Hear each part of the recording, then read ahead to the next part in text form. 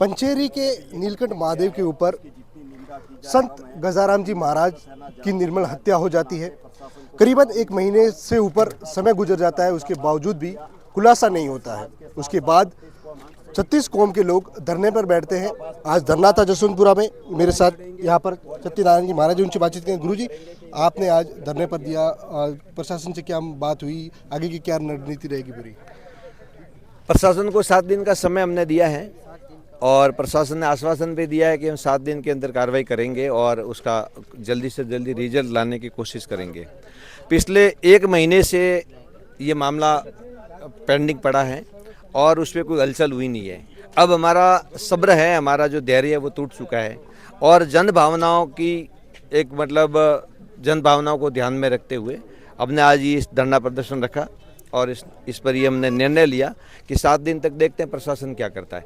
हमें ऐसा नहीं है कि प्रशासन गंभीर नहीं होगा, लेकिन इतना गंभीर नहीं दिख रहा है जितना मतलब होना चाहिए, क्योंकि ये 1 महीने से कोई परिणाम नहीं आ रहा है तो हमें थोड़ा बहुत अच्छा नहीं लग रहा है कि ये कुछ गलत हो रहा है। पुलिस अभी तक आरोपियों तक नहीं पहुंची है। पुलिस, उनके घर वाले हैं, जो परिजन हैं, उनसे पूछताछ कर रही है, जबकि आरोपियों तक पहुंचनी चाहिए। अभी तक पुलिस नाकाम क्यों है? अब पुलिस साहब क्यों नाकाम है ये तो पुलिस ही बता सकती है, मैं तो नहीं बता सकता।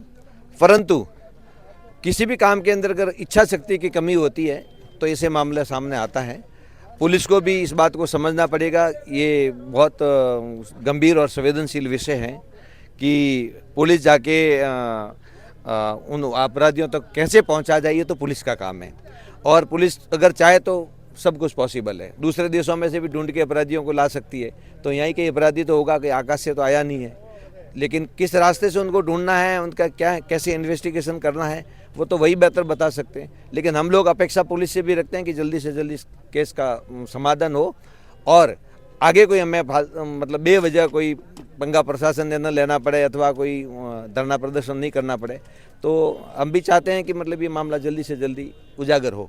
सनातन धर्म में जो संत होते हैं उनको भगवान का दर्जा दिया जा रहा है, पर लगातार भारत में काफ़ी ऐसे साधु संतों की हत्या हो रही है। शायद महाराष्ट्र हो, शायद सुंदा माता की पहाड़ी में भी हुआ था। ऐसे कई मामले सामने आ रहे हैं। तो क्या देखा जाए तो साधु संत अब सेफ नहीं है?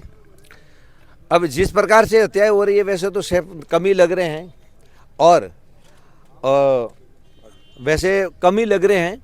और मैं चाहता हूं कि मैं साधु संतों के इस चीज़ को भी प्रशासन को समझना पड़ेगा कि साधु संत सभी की संपत्ति होती हैं। वो न किसी जाति विशेष से होते हैं, न किसी संप्रदाय से होते हैं, अपना धर्म को मानने वाले होते हैं। तो साधु की कोई जाति नहीं होती, साधु सबके होते हैं। तो साधुओं के प्रति सबको गंभीर होकर व्यवहार करना पड़ेगा और समाज को भी जागरूक होना पड़ेगा इस मामले में कि धर्म की रक्षा के लिए, साधुओं की रक्षा के लिए खड़ा होना पड़ेगा। तो भाई जी, आपसे प्रशासन की वार्ता हुई, अब क्या रहेगी आगे की रणनीति? क्या जो 7 दिन का अल्टीमेटम दिया गया उसमें खुलासा हो पाएगा? बिल्कुल। अभी आज जो गुरुजी के सानिध्य में सतीश वर्ण ने जो जितना बड़ा धरना आंदोलन लेकर के 7 दिन का अल्टीमेट दिया है, तो 7 दिन तक हमें पूर्ण विश्वास है कि पुलिस प्रशासन इस मामले को खोल देगी और दोषियों को जरूर सजा देने में कार्रवाई करेगी। यदि नहीं हुआ तो इस धरने को बहुत बड़ा विशाल रूप होगा और आने वाले समय में राज्य सरकार तक भी ये बात जाएगी, क्योंकि आज अभी तक वर्तमान में जो सरकार का गठन नहीं हुआ है तो सारी शिथिलता है। हमें भी लग रहा है, प्रशासन में भी है और कानूनी कार्रवाई में भी है। जब सरकार का गठन हो जाएगा तो सरकार इस चीज़ को तो संतों के प्रति बहुत संवेदनशील है, तो ऐसे मामले को गंभीरता से लेगी और पुलिस प्रशासन हो या जो अन्य दोषी हो, किसी को बख्शे नहीं जाएगा। मेरी ये पूर्ण विश्वास है और आज संतों ने इस वीडियो को उठाया है तो हम सब सतीश वर्ण का दायित्व है कि पुरजोर मांग करेंगे। आज संत जीवन में तो आज योगी जी है, बड़े बड़े संत हैं जो राजनीति क्षेत्र में भी बहुत बड़ी अहम भूमिका निभाते हैं।